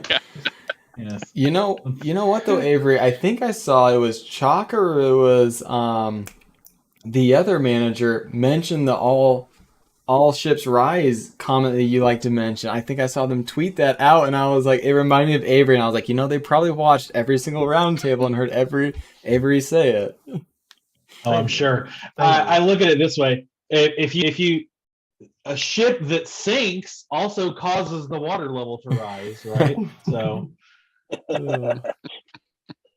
We saw that today with Amazon releasing or putting their controllers on sale. Oh yeah! Immediately, all these tweets start firing off from the Luna accounts. We have games. Here's more games. Have some games. You want some games? We're still here. Look at us. Until Amazon also pulls the plug on us because we're. Well, I would happily buy one of those controllers. We're available here in the UK. Yep. So no, they know what they need to do. Oh, guys, what a day! I immediately our good friend Mr. Diaz has found or remembered my screen name from my prolific Reddit posting days, and he and I chat on occasion. And I get this. I think I'm in like a meeting or whatever else, and I get this message. Hey, did you see the news? And I'm like, oh. So either something has happened with Gaming Source Network or something has happened with Stadia. And I'm thinking it's probably the latter. So I flip over to Feedly, and it's like a message about our future plans for I'm like, oh, there we go. And between then and even as late as like a few hours ago today, all these people are, hey, did you hear about this? Of course I heard about this day. Hey, did you? I remember you used to play that. Yeah, I know. Of course I heard about that. Hey, did you still have that? Here's all my Stadia crap. It's still sitting here on this shelf. I still have. Here's the wonderful little headset thing that Scarlett made me with this little logo right here and this little gamer tag right here. It's all still here. He never and yet, anybody want a vintage Stadia sticker? I got some for you. Anybody need a bottle? I have a Stadia water bottle you can have. Lanyards? What do you need? Oh. They're all going to be rare limited edition stuff now, so I'd hang on to them for a bit. Any of you who still have your Zune stickers, hang on to them, because I do feel bad for John Scar with his tattoo. But yeah, I'll share some of my thoughts since you guys were lovely enough to bring me on today. I can't say I didn't see this coming, and I think probably for a good, I wouldn't say a year, I would say at least for a few months. I still lurk. Y'all know some of you have seen my likes on Twitter or whatever else floating around, even though I left for my own sanity. I booked a flight off of Stadia Island, but I think everybody would probably agree that over the past year, there's been a change. There's a lot of familiar faces kind of just going away. A lot of the old stalwarts, a few of them hanging on, Rock and M2K, some of the classic original folks, but slowly but steadily, a lot of faces started no longer streaming. Games Radar picked up a tweet from Color, if y'all remember Color, wonderful dude, about how he's poured 6,000 hours into Red Dead Redemption 2, and dear God, Rockstar help him with that. I went to his channel. He hadn't streamed in 7 months. And so, just the vibe on Stadia Island the houses are getting a little more empty, and all that kind of thing. And I would say, I think if we're really, really, really honest with ourselves, nobody was shocked that the announcement happened. Like nobody who's been around Stadia as long as we have, can really say we're like surprised that this occurred. The timing, it's like knowing your marriage is over or your relationship is over. The breakup's coming. Like, you got that one more night when you're just sitting in silence on the couch and you're wondering which one of you's going to say it first. And in this case, Phil happened to be the one to say, "It's not you, it's me." And my no, he said it's you. No, yeah, he said it's totally you. He's like, yeah, He said it's fault. not me, it's you. It's not you, it's me. You did that. It's not you, it's me and my complete inability to have a studio that actually succeeds. So I don't know that anybody was super alarmed or shocked by this. I think what everybody's feeling, and I'll tell you, it's the same. I said it probably a year and a half ago on this podcast. The shock and the hurt that everybody's feeling, I've heard it from you guys tonight as I've been listening, is not that Stadia, the game platform, is going away. That's we all like it. We have the stickers and the controllers and stuff. But there are other places you can play all but 5 games. Hopefully Outcasters finds another place to live. More that there's a community that you kind of mourn the loss of. And there's a culture. It's like being a part of something. Like, we were a part of something, even though I haven't been here for a year and a couple of months. I was a part of something. I tell people I used to have a Stadia podcast, and I send them your way, and hopefully you've had a couple of subs off of that. And people are like, "You had a what with the who now where?" Because just as Dan was saying, people's first knowledge of Stadia probably happened this week. Slight tangent. The Verge can suck it, and here's why. Many folks saw the Stadia is dying, and it gives a crap post. Then there's Tom Warren going, "I really like Stadia. I'm gonna miss it." And I'm like, don't know what you got till it's gone, right? Like, that's what we're doing. Y'all had 3 years to give a crap about Stadia, and with a platform as large as you have, you probably could have made a dent. Maybe not. Maybe you would have bought it a couple more months. Maybe you would have been the nice dinner that we took you out to try to salvage the relationship, but probably not. So anyways, that's where I think the more I tuned into Rock stream yesterday on this.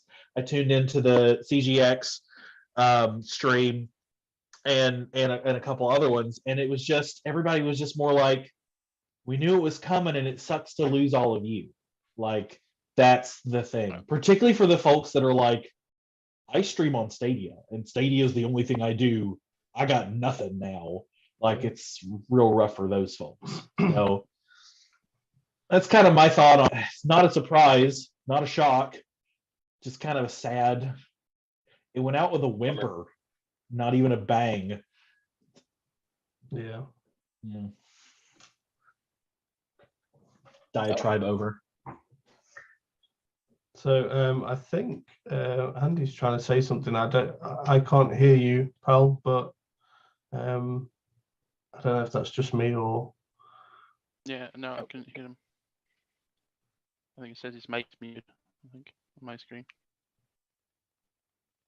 But yeah, whoa! Hello. The bang and the whimper right there. All in one.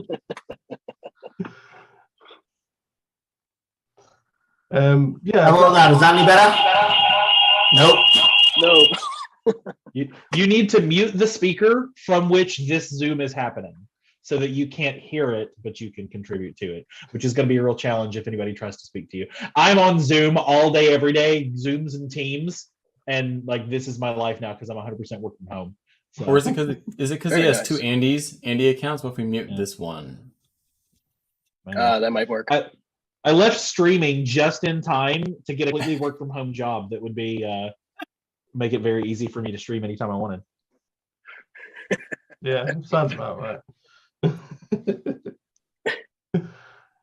Oh Yeah, man, you made a great point though. It is like a bad breakup. To me, It's a it very feels bad more breakup. like a death of a family member or Yeah, friend yeah. or something like. Like I said, I bought the new Xbox yesterday, and I've not even unboxed it because I just don't have a desire to play right now because it doesn't feel right to play. we all grieve in different ways. Yeah. If you love cloud gaming, xCloud it's not there. It's not there. It really isn't.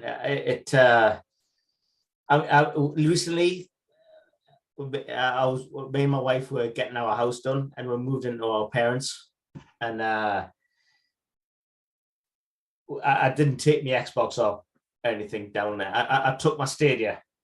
I took my controller actually, because my parents have two LG TVs, and as you know, the app was made available. And my God, I bought Dynasty Warriors XL9 on it, and it worked so well, and it broke my heart in a way because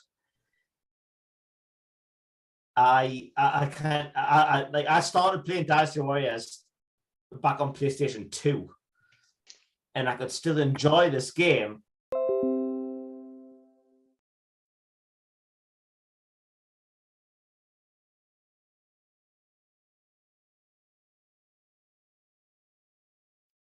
She fell in love. Yeah. And then 2 days later. I mean, me and my partner used to play The Crew 2 on Stadia. Like, she doesn't really game at all, to be fair. But she loved just booting up The Crew 2 and just flying around in a plane or driving around New York or something just for a few hours. And like, you know what I mean? It was, I'm not going to lie, a lot of the things that me and like my partner do more for her benefit than mine. Coronation Street. Yeah. It's usually her films that we go to watch at the cinema, not necessarily mine, although she does have the odd time. But this was one of the things that like brought us closer together as well, is the fact that like she didn't have to go out and buy an entirely new console to play The Crew 2 with me. She could just play on her laptop, or you know what I mean, she did end up buying a Premier Edition as well, so she got the controller, but and we were sat next to each other just playing, and we didn't have to spend £400 on a new Xbox for each of us. So, and that's the beauty of it. You know, I actually didn't understand. Sorry, my wife is Ashley. Didn't understand how Cyberpunk was so horrendous on consoles, and yet I was sitting there playing it like I was on a console, which of course, obviously, I wasn't. But to somebody who doesn't work in IT and who doesn't understand cloud gaming or the cloud, it seemed far-fetched almost. Yeah. I think where Stadia really, for me, it didn't target where they maybe could have done. It's the fact that, I mean, when I first started playing Stadia, I had a small Huawei laptop. It was a business laptop. It had like a really poor Intel graphics card. It couldn't do much. But I could play like Baldur's Gate 3 in, very good quality without needing the hardware. And I don't feel like Stadia ever advertised that or marketed this idea that you did not need great hardware to play hardware and powerful games. It never made it sound like you can play this on an HP Optium 3 with a Pentium 4. It was very much a case of, oh, look, you can play this game now. And that's all they ever did. Yeah. How much of this do you guys think is, I keep thinking back to other first of its kind platform, and you can say OnLive and Gaikai, but no. Realistically, cloud streaming started in the past 5 years, like for what cloud streaming is worth. But you look at things like mission controlled games really taken off with there was the Kinect, which sort of thing, but then the Wii took it and made it a whole thing. Then you've got the original VR headsets, but then the Oculus Quest put it, super accessible. And I've seen a lot of folks that have kind of said, Stadia was an idea of its time, and I'm torn. I'm torn in myself to say I don't know how true that is. I don't know how much of the problem is Stadia, the concept, and Stadia the company. You take the exact same technology stack, the exact same, that kind of oomph, but you hand it to Microsoft and you get xCloud, or you hand it to Sony and you get PS Plus, I really like that way of thinking, personally. I think the Microsoft were, have Azure, and Microsoft are really pushing the whole cloud thing before Stadia were. They had Crackdown 3, and they were all like, "Oh, this is powered by Azure gaming," and of course, Crackdown 3 was, it wasn't that good. I liked it just fine. That's one of the first things I played when I bought my Xbox Series X and stopped playing Stadia. But other than that, I mean, it's a fun game, but the truth be told, it didn't exactly take the world by storm. And one of the biggest problems was that Microsoft were very much a case of, oh yeah, look how powerful multiplayer could be with the cloud. And I think Microsoft were quite blasé about the whole thing. It was like, oh, look, multiplayer is powerful with the cloud. Look how good it is.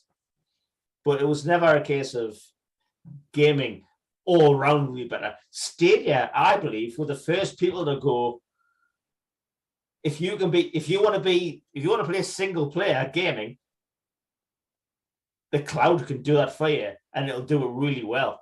And Stadia did that. Just not Hideo Kojima's new game. right? That's the thing. Stadia never had its Wii Sports. Like, the reason the Wii worked and the reason people loved it is because of Wii bowling and all those kind of things. I'm old. I remember Windows 3.1 and before, and there's a reason you have Minesweeper on your computer. And the reason is people didn't know what a mouse was.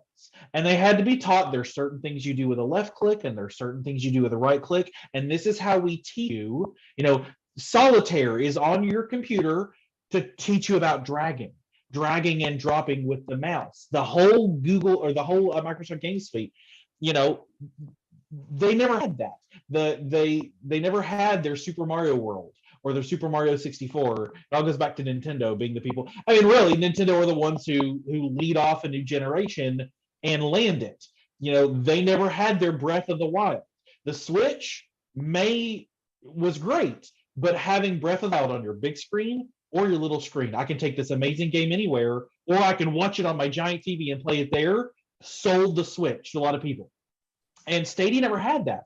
It could have been the Hideo Kojima game that was insane and could only run on the Stadia blades and could do amazing things, but there was no fulfillment of the promise. Like there's a lot of setup and no punchline to Stadia. And just lack of potential.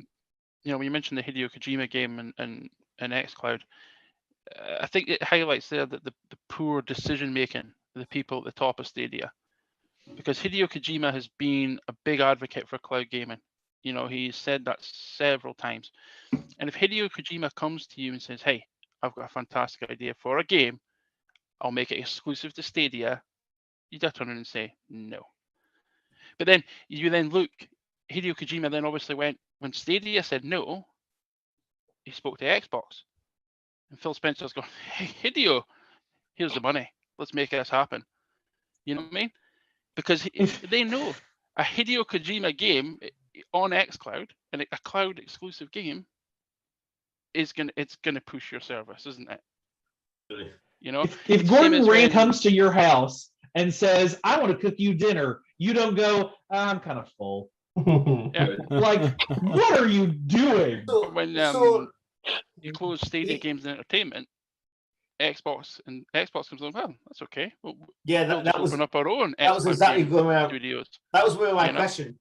If they had never said, "Okay, no more Google exclusives, no more Google sales entertainment," if they had continued to develop and try to make a AAA game, would Stadia have survived? If they had made a Metal Gear Solid, if they had made a Breath of the Wild, I don't even think it needed to be a AAA, to be fair. I mean, one of the things that enticed me about the concept of Stadia and cloud gaming was the fact that I think they did do some sort of demo where they showed some of the possibilities that they could extrapolate into the future, whereby you had like persistent like worlds and universes and like that could only be done in the cloud. Do you know what I mean? So you can hop in and out of this world, and even though you're gone, it's been carrying on in the background and other people have been playing, or even single player games, you know what I mean, where things have happened whilst you have not been there, because these things are always running in the cloud. They're never technically off. And all they had to do was showcase something that you could do only in the cloud that had never been done before, that could kind of prove to other people that this could be used. Do you know what I mean? This could be scaled up and made into a big massive game. Like, it didn't have to be a AAA straight from the bat, but like with the goal of bringing that sort of technology to the next Zelda game, for example, or like not necessarily Zelda because it's Nintendo, but you catch my drift. Did you not feel like Creator was meant to be that? I think they tried to pass Creator off as that, but I said at the time when I first played Creator, people were going on at Creator was going to be this big thing for Stadia, and I said at the time after I played it, it's not. No, it wasn't. And to answer your question, Andy, I think had Stadia kept SG&E at the time and rumbled on for another year or two, and then dropped an exclusive, no, I don't think it would have stayed Stadia at that point. I still think their biggest mistake was that they didn't launch without exclusives. Yeah. Because by that point in 21, Stadia had that that moment with Cyberpunk, but the gaming media, then they were very much out for Stadia at that point, and that all started as soon as Stadia launched. Had Stadia launched with a couple of cloud-only exclusives only available on Stadia, if they were good exclusives, people would have bought into Stadia at that point to try them. They would have realized that Stadia does actually work, and a good chunk of people probably would have stayed around. But by the time that SG&E closed, Stadia was it wasn't in the best position it could have been. Certainly, I don't think definitely wasn't the position that Google wanted it to be. But then at that point, if they were going to continue with Stadia, which they did, then they should have said, right, well, maybe we don't need to make an exclusive, but maybe we can buy an exclusive. Yeah. You could go to something like Ubisoft or another publisher and say, listen, we're Google, we've got money, they've already been spending money. Here's 10 million. Give us something as an exclusive. I think they tried that. They tried that with Phoenix Rising. You look at was that not an exclusive demo though? It was like a demo. Yeah, it was just a demo. It's on. Yeah, it's on everybody the idea else. was that I can try this. It's great. I'm going to buy it, but you can only try it on Stadia. Well, they never got an exclusive that rose to a level. To me, it would have had to have been the next Assassin's Creed game is exclusive to Stadia for a year, or the next Madden, or the next whatever, something that people would have to move. Outcasters was fun. Nobody dropped everything they were doing and moved to Stadia because of Outcasters. Pac-Man Megatunnel Battle, God bless it. That was, in fact, Pac-Man Megatunnel Battle was one of their things that could only be done on the cloud, because you can have this many, Super Bomberman R Online was supposed to be a thing. You could only have 64 live players. It never fulfilled the promise. I'll also say, I don't think there's only so much money that you're going to put in one bucket in a company like this. So if the Stadia bucket had $300 million on it, and Stadia said, we're going to give you, or Alphabet said, we're going to give you $300 million, spend it, make your money back, spend what you make, but that's it, the seed. Stadia Games Entertainment was eating this much of that pool, Stadia the platform, and Stadia, and it was eating this much, Game Acquisition was eating this much.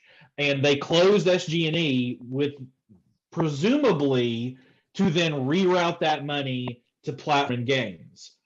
If you had left SG&E running and let it continue to eat through the bucket, Stadia would have died much faster. I think Stadia would have closed 6 months ago, because they would have run out of money that much faster with nothing to show for it. A AAA game, a game of the level of caliber that would have won this argument, is a game that's going to take 4 to 5 years to create. And they didn't give it that. They weren't going to give it that. And so the closure of SG&E, I'm gonna be a little cynical, realistic. They knew Stadia was gonna die a year ago. You're not the CFO of a company looking at the spreadsheets. Andrew's my accountant buddy. He's my gaming CPA. I need to reach out to you, man. I moved into a new tax bracket. All right, baby. It's not a big deal. You're looking at the spreadsheet, and on the spreadsheet on tab 2 is a little chart, and on the chart is a trend line, and it's either doing this or it's doing that. And they saw the right. They've known. That this is coming, and maybe you do everything you can to stop it from happening, but maybe they didn't know a year and a half ago when SG&E closed down, but they know how quickly they're eating through that bucket of money and how quickly they're refilling it from bottom, which they very much knew they weren't. You'll notice the last time anybody heard anything about Stadia shelling out money for a game was the $10 million Capcom payout for the Resident Evils. And that I was still streaming when those games came to the platform because effing Den decided to be a wanker, and spooked me in the middle of the stream. That's the first time I've ever heard an American say wanker. It's bollocks. It's fine. So like that was more than a year ago. That was like a year and 3 months ago.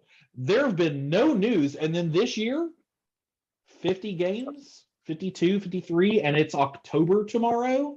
Like this writing's been on the wall, and it's been on the wall all year long. And as I said, when SG&E closed, and I said it publicly, and I don't think a lot of people believe me because, I was told by a few people at the time, Stadia at that point also looked at their slate of games that they had, that they were paying money for, helping to fund, and they literally wiped a good chunk of them off of that because they didn't want to invest the money anymore. And we've seen that this year because The Quarry was meant to be a Stadia exclusive. There's that new one that's coming out to Xbox, with the guns that speak to you as you play. I can't remember what the name is. Something High on Life. Ricky and Morty. High on Life, that's the one. That was meant to be a Stadia exclusive. And I was a few emails in my inbox with the developers saying, hey, my game was coming to Stadia, but they pulled my funding. Well, that's exactly what I was about to say. All I've seen for the past 48 hours are, indie game studios and indie developers saying, we've spent months applying for this and developing for Stadia. I mean, God knows what EA must feel like. I mean, EA, a massive company, obviously, but, they've spent time developing the new FIFA. Yeah. I'll be honest, they're not going to give a crap about this. They're not going to give a rat's ass about this. And the reason is that whatever time that porting was using the last dregs of hours they had left at the end of their pipeline. Yeah. Because they would know full and well they're only getting back a couple tens of thousands on this at most. Yeah. But that's just a massive company. But over the past 6 months to a year, Stadia have really been given indie developers a chance. And I've seen a lot of developers on Twitter and on Facebook going, oh, well, this caught us by surprise. I mean, we went through all this paperwork. We went, we've developed for this. We were ready for, to launch in March on Stadia. Yeah. Now I don't know what to do. It's the fact that we got a bunch of free pro games today, well, yesterday or whatever it was. Yes. Like, why? These. Yeah. It just makes no sense. The fact that these were brand new games to Stadia, and now no one gives a toss about them, basically. And to be fair, it's sad because, I can't remember exactly who said it on Twitter, but someone was like, "Look, you've got these games, go and play them. Do you know what I mean? Go and support them on other platforms if you can find them. Do you know what I mean? Because it's not the developers' fault that this happened. They knew just as much, if not less, than us about what was going to happen. Yeah. And I feel so sorry for them that these games are coming out of Stadia. There was quite hype for Arcade Paradise, for example. Obviously, Slaycation and stuff like that. And there's no fanfare for these games. If anything, it's the opposite. And people, cancelling their pro subscriptions and refusing to play Stadia because what's the point? Absolutely. So, they were relying on this in a lot of ways. Yeah. And whilst EA probably don't give a toss, there's single developers or small studios that, they've bent over backwards to try and get their game on Stadia. And now it's either gonna never happen, never see the light of day, or even if it did, no one really cares anymore. we had a lot of these folks on the pod in the day, Sky Climbers, Death Carnival, like folks who that's the heartbreaking part about this. There's and the thing that gets lost in the Stadia never mattered and it never will kind of crap from certain publications and even from just the Twitter trolls. The number of people were like, oh, the 12 people who play Stadia are going to be really sad. You know what? There are a lot of folks who found out 45 minutes before the rest of the world that they've got 4 months to find a new job, either in the company or somewhere else. Like, that's real rough. To have that little of notice and to find out, my wife is like, what are you doing? I'm like, I'm on the pod.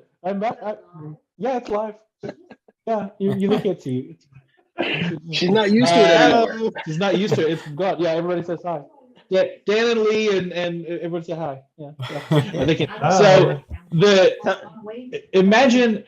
Somebody said something earlier about Stadia subscriptions and stuff, and I was like, imagine the person whose like family member was like, "Happy birthday! I bought you this Stadia thing yesterday morning," and like woke them up with a surprise. But then think about the Stadia senior engineer that just closed on their house in the past month because they've got this great job and the public and Phil Harrison's totally behind us and Alphabet supports us and whatever else. I hope they all saw this coming too. Somebody on Reddit had said they could have at least given their staff a heads up, and I'm like, no, you can't. You can't tell 300 people you're about to be out of a job tomorrow and hope that between now and then they're not in a Telegram channel letting The Verge know that this thing just happened. So a lot of folks left a meeting to go call their families to say, my life just got harder. Does anyone here follow Chaka Cumberbatch on Twitter? Yeah. She was the first person I thought of. She really was, because she tries so hard. I'm from Newcastle in the UK. For those of you who don't know where that is. Oh, you have an accent. That is in Florida. I don't know how it's happened, but on my Zoom screen, all the Americans are over here and all the Brits are over there. So at least where my windows are, that's kind of how it's lined up. Well, you fine. I'll just talk like a Jody then. Sorry, I didn't understand a thing y'all just said. Oh, hey, none of that hillbilly. I'd save the king. But she was the first person I thought of because she tries so hard. Yeah. I met her about 3 months ago in Greece. Oh wow. And she believed, like, she had no idea. She was so believed. When I met her and I talked to her, she was like, yes, Stadia's rising. Believe me, in a few months' time, everyone's going to love what we're doing. And she was basing the whole thing around Skull and Bones from Ubisoft. She had no idea this was coming. I think the real lesson that we've learned here was that the real benefactor of Stadia was the Queen. And since... Never mind. I won't finish that out. Good try, Avery. Charles clearly doesn't support cloud gaming, and he pulled the funding. I'm from the north. I'm no royalist. Yeah.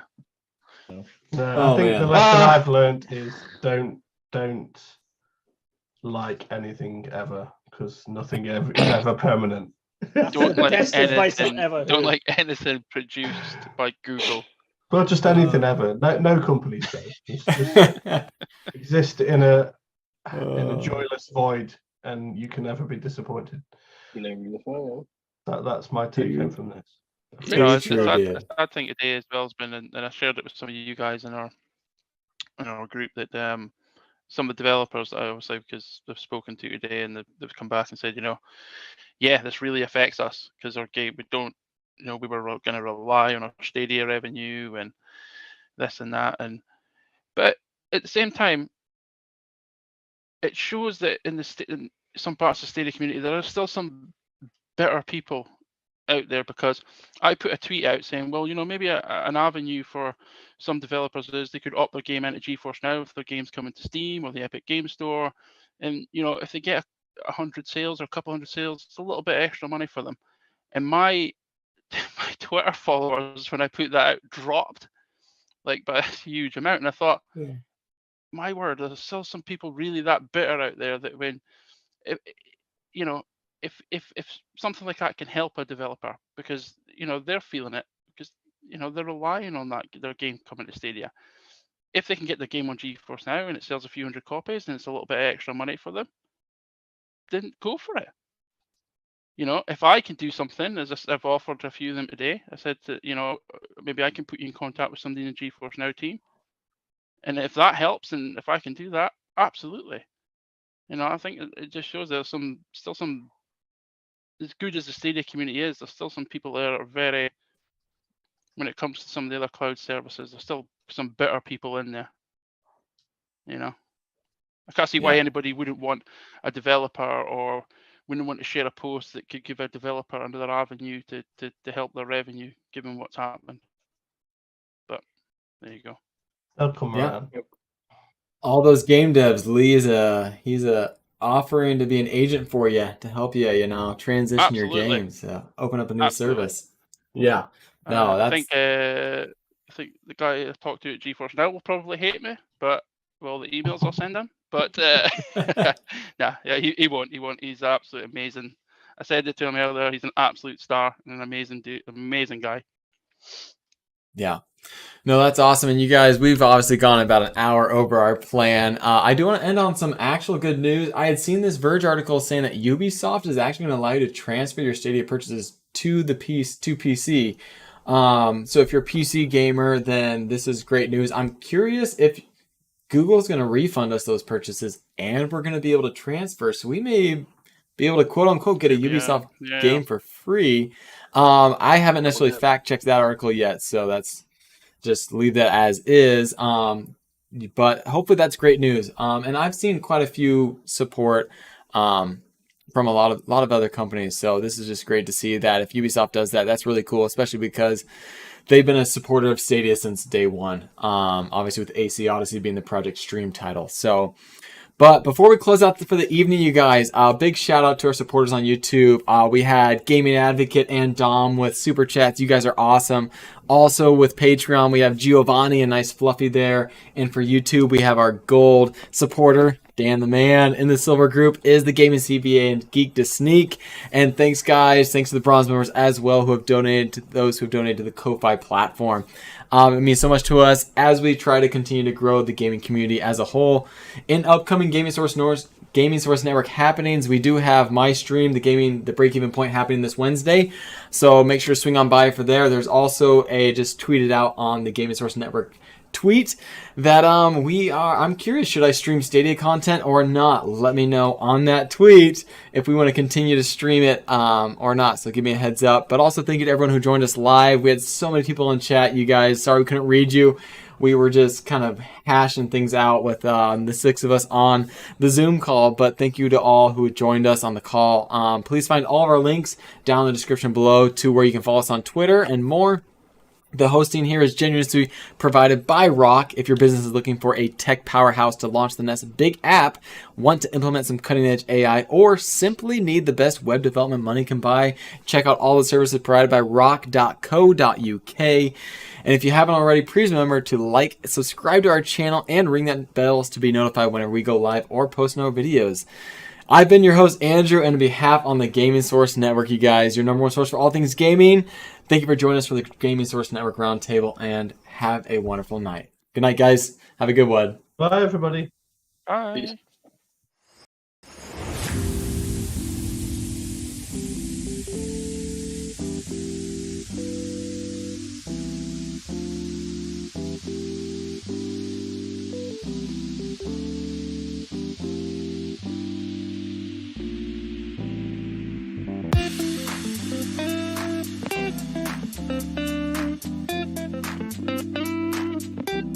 Thank you.